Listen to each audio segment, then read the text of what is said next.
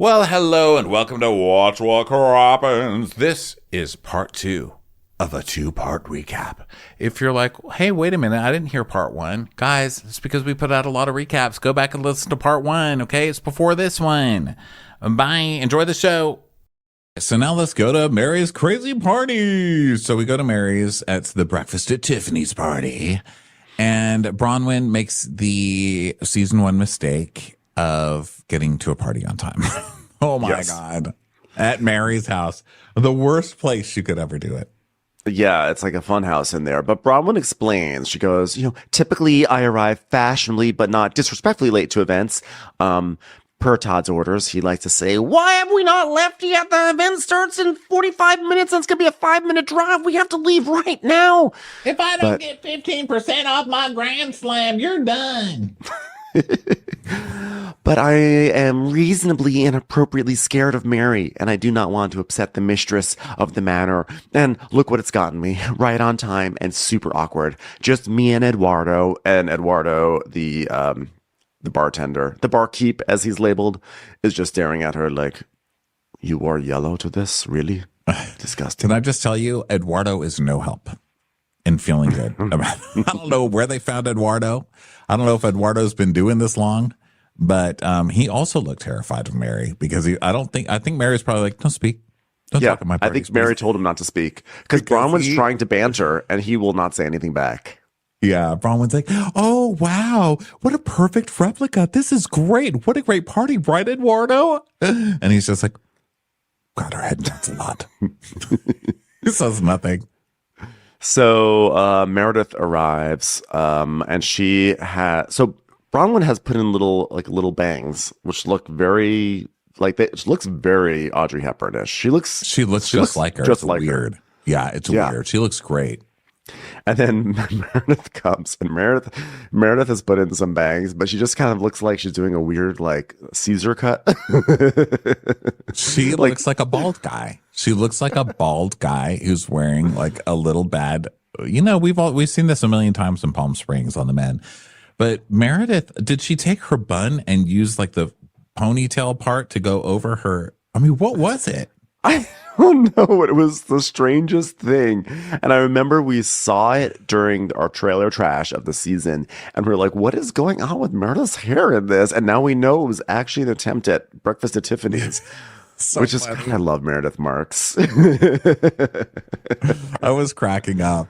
And so they're talking very quietly. They're like, welcome to Breakfast at Tiffany's. I think we did a good job. Because the house is just so formal and uncomfortable, Yes. And Bronwyn's like, well, there's going to be no fake bangs left on the internet if we all bought the fake bangs. Am I right? I'm right, right? I thought I was really tricky coming in with this little clip in Audrey Hepburn bangs, and then Meredith one-up me with, well, whatever octopus she put on her head. There. It's a choice. Oh, and so they make some small talk and talk about Palm Springs. And Bronwyn's like, I just needed a little break after Palm Springs, Meredith, because, Todd sat me down when we came back and he was like, is this how you always are with them? And is there always this yelling and gutter sniping? I was like, oh, God, got a little lecture on my behavior. And he was like, what's happening? You've got to figure out a way not to do that. And I was like, oh, we'll see. Well, it's a hard thing to do because that's not how I'm wired either. I'm not the one who yells. And then they do an immediate flashback to, you can leave. Also, she will be yelling by the end of the episode. So then, Mary enters, and Mary is saying that with everything with Robert Jr., she feels like she's lost control, and so she likes to do an event because it's her way of escaping, and it leads her in the right direction. And she's like, anybody can buy fashion, but you cannot buy style. Style's in your DNA. And I loved Audrey Hepburn. Her style was amazing, and I wanted to bring that out of these women. Let me see your style. And what does Lisa do? She goes and buys my exact same outfit and wears it. And we see that Lisa Lisa has taken the very literal approach. She's wearing an outfit that Mary has worn before on like a red carpet. But I think Lisa saw that it was breakfast at Tiffany's and was like, oh my God, I love Tiffany's jewelry. I'll dress up like one of the boxes. Yeah, she did Tiffany blue. And so she comes in this jumpsuit, and Lisa's like, what? I was front row at the Fenty fashion show in New York when this originally debuted. Mary probably got it off the back of Bergdorf's. I thought first. So Whitney walks in. She's, oh my God, the house is gorgeous. I kind of assumed we'd all show up looking the same because, I mean, when you think of Audrey Hepburn, breakfast at 9. Tiffany's, you think of the classic black dress, and the gloves, and the bun, and the gloves, and the bun, and the gloves, and the bun. Someone reset Whitney. Ha! But I just put my own flair with a headband, because my worst nightmare is showing up looking like Meredith. It cracked up when she said that. But also, what are you doing? She's like, yeah, Audrey Hepburn. She's known for bangs, blue, being a whore, and smelling. Not smelling, smoking. Why did I say that? Also not a whore. That's not confirmed. Maybe she was just lightly call girling. I don't really know. So what I'm going to do, I'm going to wear a headband. Those were none of the descriptions, Whitney. My favorite part of Breakfast at Tiffany's is when Audrey Hepburn and Burl Ives wrestled in chocolate syrup to make art. It's like, no, none of that happened, Whitney. So then Heather walks in looking like she's in a neck brace. I mean, she looks like the girl that got run over by the bus in Mean Girls, okay? Which is so funny because she's trying to mean girl Bronwyn in this and basically gets hit by a bus in this scene. Spoiler alert, she loses badly in this scene. So she is that chick from Mean Girls, and she comes in her neck brace, and she's like, hi, everybody. Oh, my God. Today I had drinks in a bookcase. Can you believe it? And it's like being very big about kissing and hugging everybody, and then passes right by Bronwyn. Dun, dun, dun. Yeah, like a full-on icing out. And Mary is like, did you not kiss Bronwyn? No. Does she want a kiss? And she like blows a kiss to Bronwyn. And Mary's like, oh, okay. So they all are sitting down at the table, and there is a place setting reserved for Brittany, of all people. I literally had forgotten about Brittany. And Angie's like, wow, I'm a little shocked to see this name tag here. And Mary's like, well, I invited her because I wanted her to know I'm not poor. And then we see the clip of the first scene of them together with Mary being like, when I was growing up, we just didn't have enough. There was never, we didn't have anything. And Brittany's like, I get it. I was poor too. I didn't say I was poor. Just disorganized. Poor. So they can show that to me every day for 10 years and I will always LOL. That shit's funny. It was so good. So then Angie is admiring the plates, and she's like, I think the Versace plates will say I'm not poor. And Mary's like, it's called Russian Dream. And Angie's like, what? Russian Dream? And then Angie goes, Abraham Lincoln had plates with the Greek on it. And they were like, Versace, Abraham Lincoln. Angie, listen, I applaud your desire to bring everything back to Greek culture, because Lord knows Greek culture really has influenced so much of the world. But let's stop with the gobbledygook. Versace, I was like, this is my Jiddi. My Lebanese grandpa would do this all the time. He'd be like, that guy's great. He's Lebanese. I'm like, he is not Lebanese. He is. Al Pacino's Lebanese. He's Italian. Nope. He's Lebanese. They're making him hide it. They're not making him hide it. But Angie declaring that Abraham Lincoln had Versace plates. So funny. And Angie's like, yeah, it was his wedding. It was his wedding china. And they were pink and they had the Greek here on them. And Lisa's like, wait a minute. I don't think Versace was around when Abraham Lincoln was. I don't think so. I mean, Abraham Lincoln, when he invented the cars, did he also invent clothes at the same time? What happened? What's happening? I felt like he was too busy prosecuting cases to get Versace plates. Lincoln lawyer? Yeah. This is, of all the hills to die on, Angie decides she's going to die on the hill that Abraham Lincoln had Versace plates. That shit's so funny. Oh my God. So Angie goes, let's Google it. So Heather's like, that's something we don't need to Google. Okay. So then I agree. I agree with Heather on this. That's so funny. I funny. probably will. So Brittany comes in and she's like, oh, sorry, I'm late. Thank you so much for having me. The best always comes last, right, girls? It's her or me, and it's me you must choose. Thanks, guys. A little Miss Saigon there while we're at it. Mary's like, yeah, I don't know about that. Best comes last, but thank you. Samantha's like, wow. I was just thinking, did Mary send you a different invitation because you're not wearing anything that either resembles the movie Breakfast at Tiffany's or the jewelry shop like Lisa Barlow Tiffany's? And then she's like, no, I got it. Mary goes, no, she got the same one. Yeah. Anyway, I want to do a cheers. Thank you all for coming to my home. Thank you for coming in the theme of Audrey Hepburn, or at least most of you except for Brittany, who we all love, I'm sure. And I just want to say cheers to friendship. We're still here existing. Who is this person? How is Mary so changed in one season? I know we ask it every time, but it is crazy. So Heather's like, Mary, thank you so much for the invite. I just love everyone here. And I love that we've all been included. And I think that's important, which we know did not happen for the Palm Desert trip. So thank you for the invite. And thank you for including everyone. I appreciate it. Claire.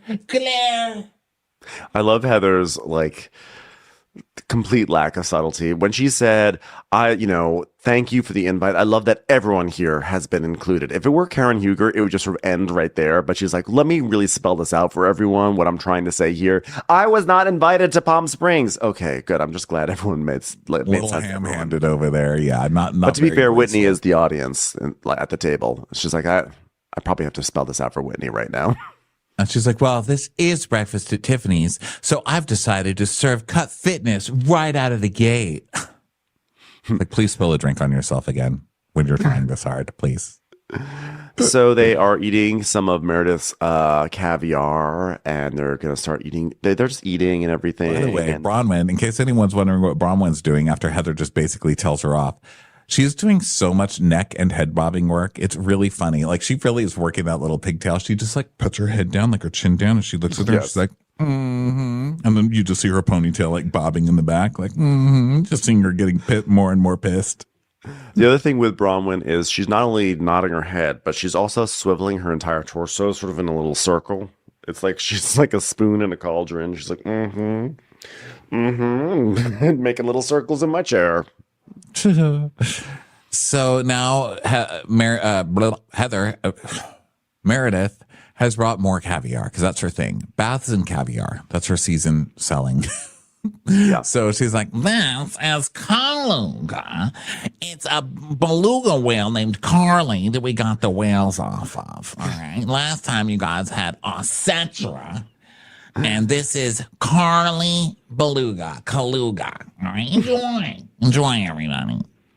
And then they are, Mary is like, let's break bread. And Whitney goes, this is my favorite bread sauce, which I don't know what bread sauce is, but sure. And Bronwyn's like, Angie, do you want some bread? And Mary's like, don't put the bread in your purse. And Brittany's like,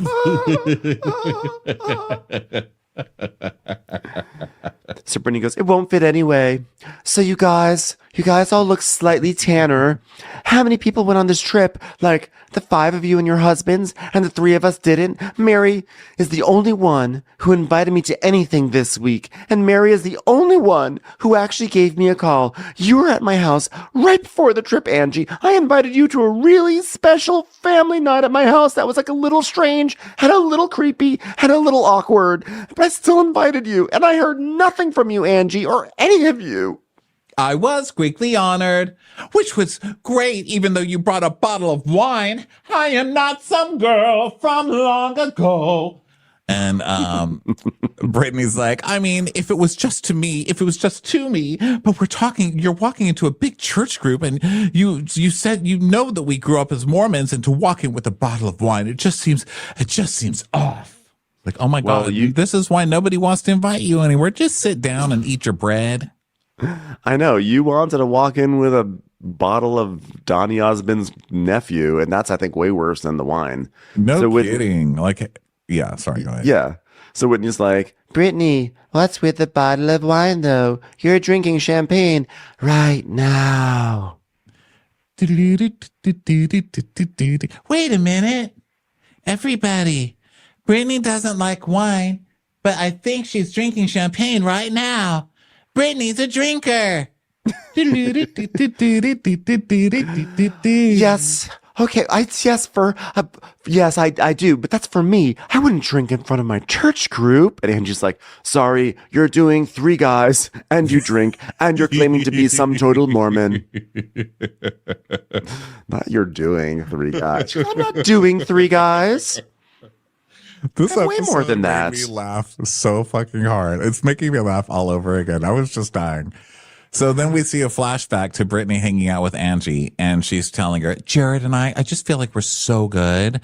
Okay, let's just keep eating. Ding, ding, ding, ding, ding. I have an announcement to make. I'm getting closer to Aaron, though. Okay, let's just keep eating. This is so good. Thank you so much. Oh, wait, hold on. Ding, ding, ding, ding, ding, ding. Ladies, I'm also dating a guy named Hal, and Hal's a really incredible guy. He's just so amazing. And then we cut back, and Angie's like, and you're not offended, and now you're offended that I bring a bottle of wine to your house?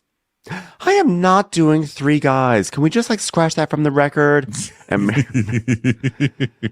Mary says, I don't know all the guys that Brittany are dating, but I do know that Jared keeps sliding into my DMs. And we see a DM from Jared to Mary. Yes. And he's like, my amazing friend, Mary, I hope you're doing well. I really enjoyed what a quality and amazing human you are. What a pleasure it was to meet you. And another one is like, Mary, I think you're amazing. You have a blessed day as well. You are one of God's greatest daughters. You can feel it. And then another one. Oh, my sweet friend Mary, I do not believe any of the drama that came from Bronwyn. In fact, at that dinner that I was at, I defended you. I think you are a very sweet and wonderful woman. I told everybody about my feelings that I had after hearing you. I was immediately connected to you as a daughter of God. I feel that spiritual connection still. You are a solid friend of mine, and I will always be grateful for that. You and I are definitely in a good space. If there's anything that I can ever do for you, just know I'm here. My penis is always available, and I could use a good spray tan partner. Ding. Yeah, and then Mary responds with a fire emoji. Commercials. Here comes one right now. This interaction, it's also funny how formal he is being. He's like cosplaying as like the town elder, like the pastor of the church or something. It's weird. Well, he's like, from one religious person to another. Want to fuck sometime? She's like, yeah. Fire emoji.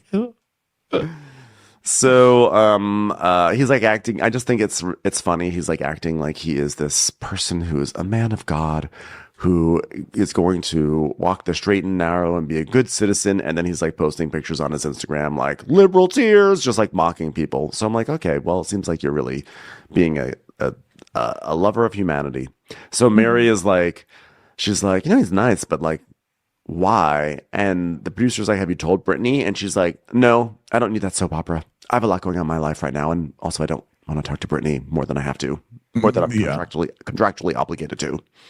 So Brittany's still going on about the wine, and Andrew's like, well, I said when we pray at communion, we drink wine. It was a bottle of wine. I didn't think you were going to open it for the Lord. And when he's like, but Brittany, wait a minute. Is Brittany mad that she brought the wine? Or is Brittany mad because she outed the fact that Brittany drinks wine?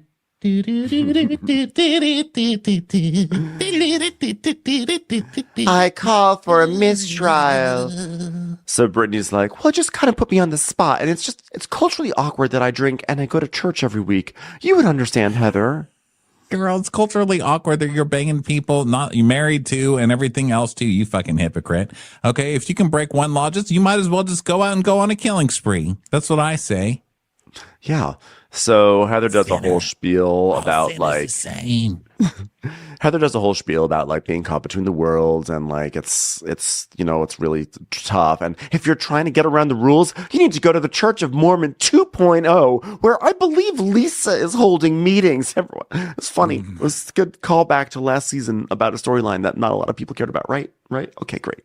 So Brittany's like, I'm sorry, but I'm just on the edge because I just feel so excluded. And Lisa's like, Brittany, I wouldn't even thought to check on you because I wouldn't think that you would be sad about not being there because you've been super rude about Todd and Bronwyn's life. Look at that. I'm sticking up for Bronwyn.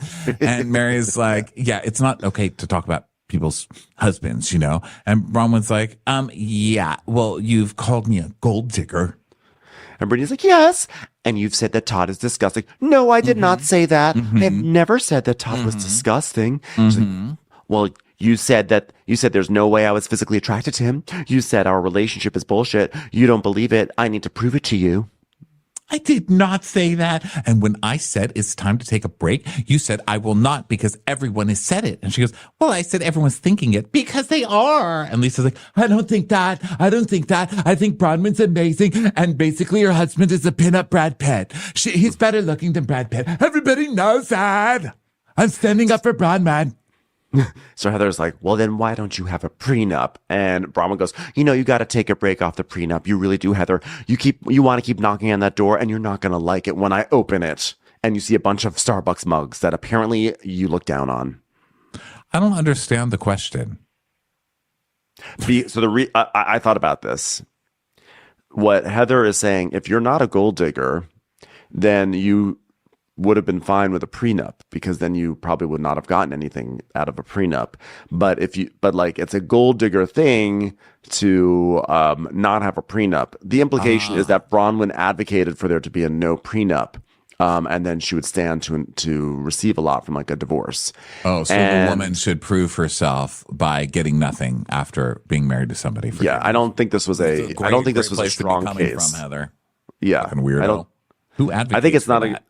Yeah, I don't think it's a strong case. Idiotic. Yeah, I would not blame Bronwyn for there not being a prenup. Hey, let me tell you something. You may not have been the trip, but I hope you had fun visiting the patriarchy. Okay. So Heather is like, I just think it's stupid for anyone at this stage of our lives to get into any marriage without a prenup if you have any reasonable assets to protect. For instance, any revenue you may have received from a book called Bad Mormon, available in bookstores now. But why would she think, so now she's trying to twist it that she's saying Bronwyn should be the one that has a prenup, which is just silly, as we all know that Todd's the rich one. So now she's trying to twist what she's saying because I think she feels that she's looking like an asshole, right? At least that's what I'm getting. So Brittany's like, it doesn't matter whether I have a prenup. And the fact that you don't know my husband and you have opined multiple times on what he should or should not have done. And she goes, multiple times opined. Oh, pray tell Shakespeare. Like, oh my God, opined is really a Shakespearean word. Heather is so funny because she is really coming into this in a neck brace, trying to look like a badass, and she is getting eaten alive. Bronwyn is slaying the fuck out of her. She does. And it's almost painful I feel uncomfortable watching it, but I'm also giggling like, oh, you tried it. It's kind of amazing. And you failed. Bronwyn is in full control of this show, and it's hilarious to watch. Lisa's kissing her ass. Heather is about to start kissing her ass. I mean, it's pretty good. Yeah, I mean, Heather is one of the best on Bravo with her words. She can line up. It's not so much a read, but she can do a little speech so quickly on the fly. I mean, I am envious of that. You see the way I get tangled in my words all the time. Like Heather it spews out so wonderfully. But she's also used to being the one that does that. Like, that's her thing. So here comes Bronwyn saying exotic words like opined, and Heather is losing her mind. So Heather's like, oh, pray tell, Shakespeare. I know 3 things about your husband. And now Heather's really mad. So she's like talking with one eye. She's like, 3 things about your husband. Okay. I know that he does not have a prenup with you. I know he collects Starbucks mugs. Roll the footage of that awful moment of my life having to pretend to enjoy that. And we see Heather being like, gross, Starbucks mugs. And she goes, and I know that he's an asshole on couples trips when he wants someone to leave. Okay, Lisa, you can jump in and defend me now. And Ron was like, oh, cute, Lisa. You told her that. That's really cute, Lisa. Because, you know, you see what Heather's doing. She's like, okay, Lisa's trying to make up with Bronwyn, so I'm going to throw Lisa under the bus so she can't make up with Bronwyn because I need somebody on my side, right? And she's like, Lisa goes, what do you mean cute? And Mary's like, but can I just say this really quick? I mean, Bronwyn does care if you get along. And if you don't believe so, I mean, that's fine. But it does matter to her. So it's important that you guys get it straight for her. And she's like, she didn't invite me on the group trip. And so Bronwyn's like, Heather, I said to you, I wanted you to come, and I'm planning for you to come. And I even bought your first class return ticket. So this explains, by the way, last episode, there was this whole thing where Bronwyn said there was like only 4 tickets available in first class, and I got one for me and Todd, and then everyone else she put in coach. And we're like, why didn't you put anyone in those 2 slots? It turns out she'd already bought a ticket for Heather, so there was only a solo ticket next to that. So Heather is like, how did you buy a ticket for me? And Bronwyn's like, well, honestly, I asked someone else for your birthday and your name, aka production, because production probably books all the tickets, right? Yeah, I guess. I don't know. Well, I don't know on the conspiracy theory on my part. Well, I don't know because she's saying she has the ticket because she booked it on her credit card. So I don't know. Right. This is all super weird because I thought production paid for all that. So I don't know. Well, Heather's like, who did you ask? And the producer's like, well, what is your birthday? And she's like, none of your fucking business. Next. So Bronwyn's like, okay, here's the ticket, correct? You see? And Heather's like, let me see. I would love to see it. And Bronwyn's like, it says Heather Gay, and it says when I canceled it, just give it to me so I can look. Okay, you know what? I'd love to look at the dates. I'd love to see what this flight is. She's like, well, I'll forward it to you and you can memorize it. And she's like, so who took my first class ticket spot that Bronwyn so generously purchased for me? And Angie's like, not us. And Lisa goes, wait, I couldn't move myself because there was 1 ticket available. But by the time John went back in the app, it was gone. That's so funny. So there was 1 available, but she just still didn't tell Lisa. I wish I knew how I was getting home. I would have bought my own ticket myself.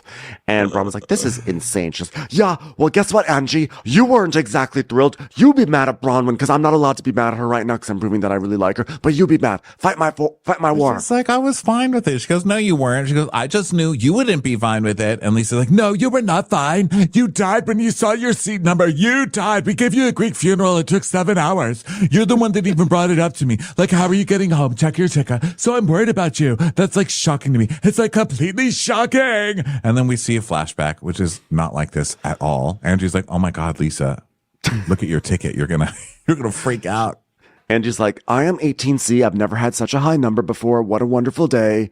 And so Lisa's like, oh my God, coach. So Bronwyn's like, does it feel totally asinine that anyone was worried about it? I flew you guys out there. Just FYI, your husband's got a gift. You guys got gifts for me. I had the house. I took you to Indy. And if anyone gives a flying fuck, pun intended, where they sat for 67 minutes on the way home, this is wild bullshit. And Heather's like, it doesn't matter where you sit for 67 minutes. Why did you book yourself and your husband in first class and them all in coach? And she goes, because it was my goddamn credit card. Dun, dun, dun. She did so she put myself where I wanted to be. Black Amex down on the table and was like, fuck you. I've got a black card, biatch. And then it just cuts to commercial. And I was like, I mean, Heather was trying to make you. For sure. I mean, what part of her saying, I paid for everything? It's also, by the way, it's also their anniversary. They are allowed to have the first class ticket. It was just such a you don't turn the group against me when I bought all this shit for them, and then you're gonna make it seem like I was the one who is stingy. Ma'am, I bought this ticket because I wanted it, and that's the end of the story. Yeah, and she nailed it. She nailed it on this. And she tells us, oh, I see what Heather does with the other ladies. She spins them out of control, and they forget that she was the one who was wrong in the argument and that they're all having. And I'm not going to be spun by Heather. And it's just so funny that she just clocks that so easily because that is what Heather does. And now every time she tries it, Bronwyn just shoots her down. So Bronwyn's like, well, it doesn't matter what I say to Heather because she's just going to say, oh, that's another problem. There's another one. And there's no getting through a problem with you because once I say, and actually I was trying to invite you, and she goes, oh, you're just so astute for someone that's known me for how long? She goes, see, every time I say, let's get all the way to the bottom of this, Heather changes what it is she's mad about, which she didn't really, but now she's just confusing Heather. And it's so funny. Heather literally gets that far away look in her eyes like, what? Like she doesn't know what's happening. And then Whitney is like, hold on, I'll help. So, Heather, I know that we share the same trauma in friendships and trusting people because you never know when someone close to you is going to exploit your vagina. So now Heather does change it because she's not winning with that tactic. Whitney's so she's like, hey, here's your way out. And it's sad if you have to get the assist. But you can't. Yeah. Heather's losing. She's just drowning right now and she will not. She's just trying. She's like, I can swim. She's like avoiding the life raft, I can swim. It's like, obviously you're drowning. So Heather goes, well, I don't think it's lovely to leave one of your friends out because she's single and then go on a couples trip. And it's like, oh God, everyone knows that's not why she left you out, And so Whitney is like, but that's different. But Heather, she gave you a chance. And she's like, I know that I'm coming on strong, Whitney, and I know that I'm angry, and I know that I'm coming on hard, Bronwyn, and I'm changing it again because I'm very hurt. So then Bronwyn's like, at this point, Heather, because now the music gets sort of like serious, like they're gonna have a breakthrough. So you know it's coming. So Bronwyn's like, at this point, Heather, I am still open to getting to know you. I think you have a very wrong opinion of who I am, and I wanted to show you differently on the trip, and we didn't get there. But there is a part of me that feels like it's not just me in this situation, and you don't want to hear me saying to you, I want you to come, I want to fix it. So Heather's like, we have had difficult times in our friendship. She's going to make it all about Monica now, right? She's like, yes, this is my family, and they replaced me after I was ditched by the Mormon church. She's like building that victim cloak way up because she knows she's lost. Now, this is interesting because this is very rare to see on these shows where someone's like, she's definitely got me beat. So I'm not only going to go down and apologize, I'm going to give a whole 5-minute speech about it and go down. It was amazing. She was like standing on the edge of the Titanic. She was the band that was playing as the Titanic went down. She's like, well, I'm drowning anyway. Might as well get some Tchaikovsky in there, So she starts going down and gives this whole speech about what a victim she is and how hard it is to be hurt by Monica. She's cautious. Discarded by religion, and now she's cautious. No, you were trying to be the HBIC bank, and Wells Fargo came in, and they were bigger and better and had better rates, and everybody decided to go with them. So you were HBIC over there, standing there with nobody in your line, and you have failed, and now you have tried to get bought out by Wells Fargo. That being said, so it was the sort of campy monologue pivot that I love in these shows where someone's going hard, they realize they've lost, so they do a whole like, I'm just so guarded, I've been burned before, I have no family, my friends are my family, Whitney is my receipts, Meredith is my proof, Mary is my timeline. I don't, these are, I guard them with my life. They're so special to me. And it's like so over the top, but like, yes. I also love that. Like, I love, like, when you fail, you have to give the big speech to the music. And I was like, this is why Heather's also a top housewife. At the end of the day, this is why she is, in a fairly elite tier, because she realized she couldn't do it. So she had to do the dramatic speech to the dramatic music. She doesn't go out with a whimper. She goes out with a fucking guttural aria, I love it. So then she's like, arias are nice though, right? What are the sad ones? I don't know. I'm not a dirge. So she's like, I have a lot of people that love me, and I've had my back universally in horrible situations, and to be left out like that hurt my feelings, and I'm going to process that, and I'm sorry if that's coming off so mean to you. I will take it at face value that you wanted me there, and I'm sure you didn't want this type of disruption on your life, and I'm sorry for that, and I would absolutely be open to a clean slate and moving forward and receiving a party favor like everyone else got. And can I still use that first class ticket? did I get a credit? You didn't return it, right? So they cheers, and Lisa's like, oh my God, yay, I'm glad we're this ended up. So Heather's like, eye contact, please, clean slate. So Bronwyn does and nods very fiercely, and her ponytail bobs up and down. So yeah, Bronwyn just won that. I mean, there was some cheers. She won. There was some cheers in my house. I was like, okay, I'll give it up. Like, that was good. Okay, so then Heather is like, well, listen, Bronwyn and I got off to a bad start, but so did me and Lisa. And then we see clips of 4 years ago that are just so fucking funny with the double thumbs up thing. You sent me a thumbs up text, and Lisa's saying, you know that means fuck you. And Heather's saying, no, 2 thumbs up is a fuck you, and that's a universal text code. So Heather's like, okay, well, I guess she's here to stay. She really beat me down there. So she's probably going to stay on this show. So then everyone's like, yay, it's resolved. Well, that was a good episode, everyone. Great work today. We'll see you in a few days for our next shoot. And Brittany's like, guys, stop it.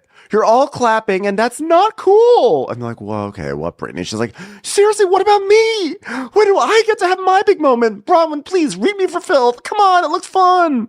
She's like, guys. And Mary goes, oh God. And Bronwyn's like, get this woman a puppy. She needs unconditional love from somewhere. Brittany's like, now there's this big kumbaya moment all over the table, but not me. And Angie goes, oh, you are feeling left out. I'm so sorry. You are like pizza on a tray of hummus and grape leaves.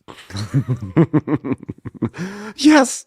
I don't totally understand the metaphor, but I'm going to assume that's the feeling of being left out because I am so sick of this. And why? How dare you? I want to have the same kumbaya moment. It's just not fair. So then she tries it. So then Mary goes, well, we're sitting down. Go ahead. You have the floor. So Lisa goes, Brittany, if you wanted a kumbaya moment, you could have said, I'm sorry.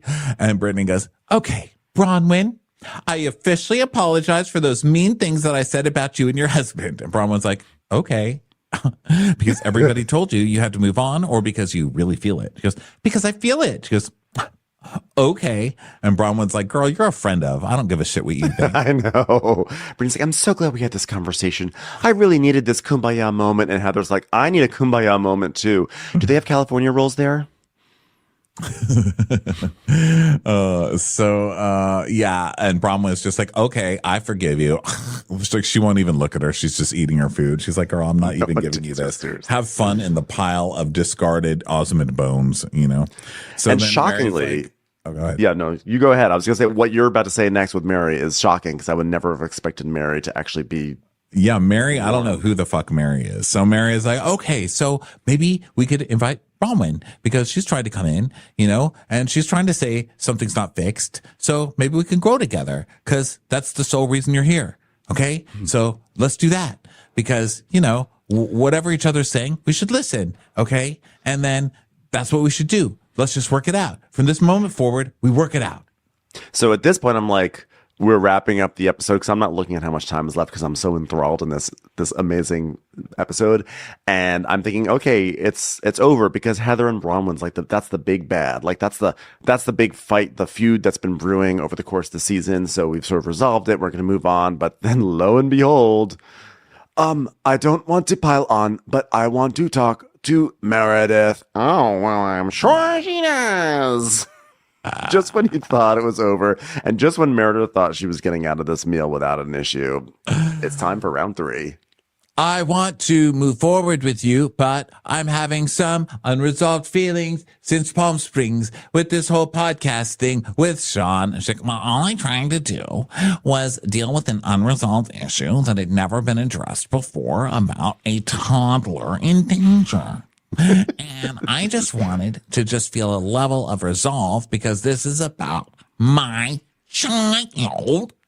And if something were concerning Electra, I know you would feel the same. Surely, if I said potting plants with your children could be poisonous, you are having them touch poo and they could touch their eye or swallow it and choke to death, you might be upset. Surely, if I had mentioned that a good child would enjoy truffle sauce, you would probably have something to say about that. So Angie's like, is that... So then she goes, and I don't want to go backwards, because if we're going to go backwards, it's not going to be pretty for anyone. Is that a threat? Didn't I just say I didn't want to do that? So now we get like a 5-minute fight about whether or not it was a threat. She's like, yeah, we're not going to go backwards, and I'm not going to go, but I'm talking about going forwards. Well, that's what I'm saying. We're going to go forwards, but we're going to go backwards first. You just said that. I'm going forwards. So was that a threat? No, it was not a threat. But if you think it was a threat, I'm going to throw a rock through your window. Ah, a threat. That was a threat. No, wait a minute. A threat is when you say you're going to go backwards. That is a threat. I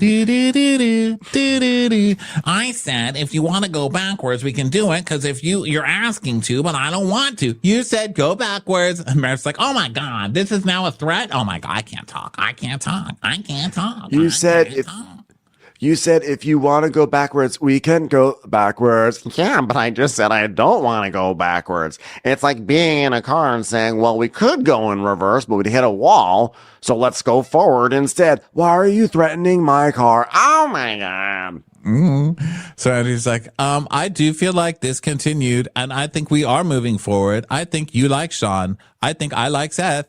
I think you can get along with me. But then something comes up, and I think it gets misconstrued. And then what my husband was trying to say, you make it crazy. And we got support from the LGBTQ Greek plus community that didn't like what you were throwing out there as well. Okay, I'm going to cut this off right now, okay? Because I'm still talking.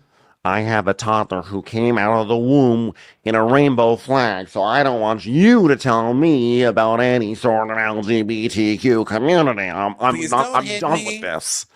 Please don't shoot me. I'm not threatening you. I'm Please just do saying not stab this me is with off the that table. knife. We're not going to talk about this. I'm here. Okay, you can sit there. I will cut you off.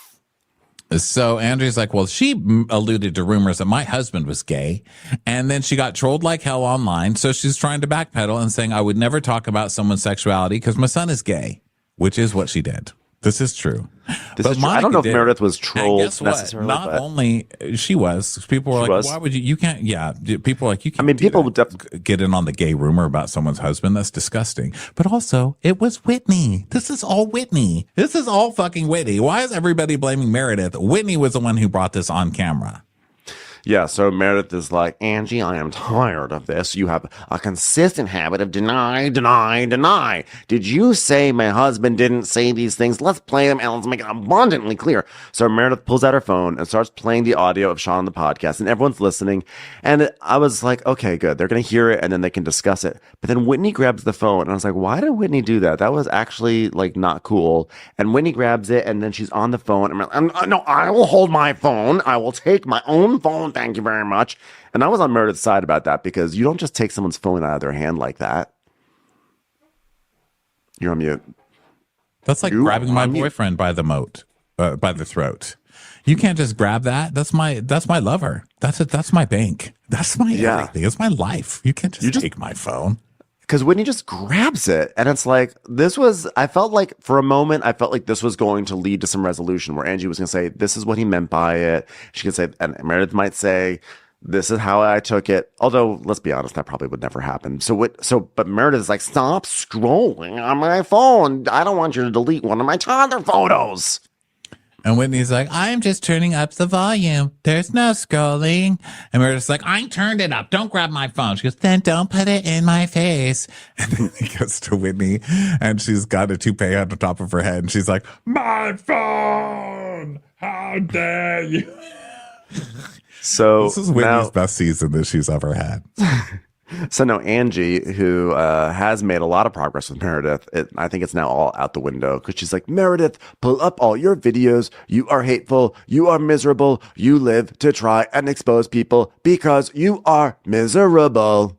So now Meredith's like, Angie, no. And Meredith's like, oh, you're the miserable one. They're like, no, you're miserable. No, you're miserable. And Mary's like, oh, Mary's trying to get them both. She's like, stop it. And Meredith, stop. Angie, stop. And she's like, leave me alone. She goes, you're miserable. You're miserable. And she's like, well, if you're not going to listen to me, Meredith, Angie, if you're not going to listen to me, then get out of my house. And Meredith is like, oh. I will, man. I will. I can't believe that I was asked to leave, so I will leave. I will be the classy person in here. It's like, no, I didn't say. I said, if you're not going to listen to me, leave. It was a conditional statement. No. Did you not just tell me to get out of your house? She's like, no, I said, if you're not going to listen, let me talk and listen to me. And you're screaming at her. Let's go to the other room and have a break. And so now Meredith starts to cry. She's like, you were just raising your voice. I have a toddler at home. Do you know how difficult it is to raise a toddler by yourself when your husband's in Ohio working for Big Lots? And Meredith's like, I didn't put you out, Meredith. Don't do that. And she goes, I am doing it. I am. I love you, but I'm leaving. And she's like, this is not love. You leaving. And she's like, I love you, but I'm hurt and I need to process things. And I feel like my head is being squeezed by a hand from above made of hair. And I have to go. So I feel like I'm in a claw machine and the claw is made out of hair and it's trying to pick me up as a toy. It's literally like the Fisher-Price plastic. And so Mary's like, she's like, so I'm not deep enough to get this straight? You're just going to leave me? I'm sorry. You hurt me. I got completely attacked for the 8,000th time by this group. And I have to go, Mary. I have to go. Please don't go. Don't come after me. I must go, Mary. Clearly, you and Angie have had a field day ripping me apart. Continue and have fun. I'll give you free reign to talk about me. She said, don't go there. Don't you dare talk about me and Angie. And Angie's like, oh my God. You know, when she walks, that's when it gets tough. That's when she walks. And Mary's like, so then Meredith's like, I'm going. Oh God, toddler. Bertie and Mommy's coming home for you. And Mary's like, oh wow, thank you, Lord. She took her bangs with her. She goes, this is Audrey Hepburn, not the Flintstones. I was like, oh, good. Thank God. Classic Mary's back. So good. What a great episode. I love this show. This show should be like first in the ratings. This show should be the top of the box office. Like when I look at movies, I just want this show to be at the top. It's just so fucking good. It's so fantastic. I wish everybody would watch it. It changed my life. I mean, that and the Country Music Awards in the same night. I mean, what a night for you. I'm a different person today. Thank you all so much for listening and for being here today. That was such a wild ride of a show. I do feel really blessed that we have it. I feel so lucky that we get to enjoy this show. Like, for people who don't understand or get Housewives, for the people who say, like, why have you watched that crap? Because people say that a lot. It's shocking how many times people say that. I am just so grateful that we understand why this show is so good, because an episode like this comes around or a season like this comes around, and it's like our lives are richer because of it. And people who don't get it, they don't get it, and they're missing out. Yeah. Well, good luck, non-getters. But for everybody else, thanks for being here. We will talk to you tomorrow. Bye. Bye. Watch What Crappens would like to thank its premium sponsors. Ain't no thing like Allison King. It's always automatic with Ashley Auto. Ashley Savoni, she don't take no baloney. Put your hands together for Carly Clapp. Get on the right foot with Chrissy Offit. Dana C. Dana Do. Aaron McNicholas. She don't miss no trickolas. Jamie. She has no last namey. You'll never hide from Heidi Eleanor Jones. Hava Nagila Weber. Know Your Worth with Jason Kurth. Sip some scotch with Jessica Trotch. She's our favorite streamer, Caroline Peacock. Kristen the Piston Anderson. Rigging the Funk, it's Leslie Plunkett. She gets an A from us. It's Lindsay D. Let's give a kisserino to Lisa Lino. Always killing it, it's Lola Alkalani. We love her on the rocks. It's Melissa Cox. Megan Berg. You can't have a burger without the Berg. Have a heck of a time with Rebecca. The highest tally, it's Sarah McNally. Cast a spell with Shannon Spellman. The Bay Area Betches.